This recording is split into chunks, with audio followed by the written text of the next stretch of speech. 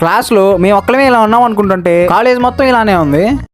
Hi మామ, నమస్తే. ఈ రోజు కూడా ఎప్పట్లానే కాలేజ్ కి అయితే వెళ్ళాను. ఇక్కడికి వచ్చి రాగానే మా ఫ్రెండ్ గారు ఈ రోజు హగ్ డే అనుకుని అందరికి హగ్లు చేస్తుంటే ఇందులో మా బబ్బులు గారు వచ్చి ఈ రోజు హగ్ డే కాదురా కిస్ డే అని చెప్పగానే వాడి మీద బలత్కారం చేయబోతుండగా బబ్బులు గారు రాయిచ్చి కొట్టాడు.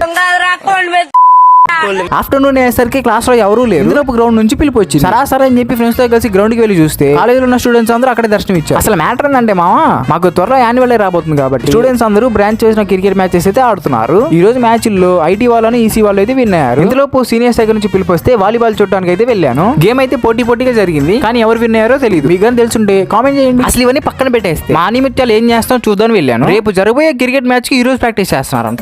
వీళ్ళ ప్రాక్టీస్ గురించి చెప్పాలంటే నేను చెప్పడం ఎందుకు, మీరే చూడండి.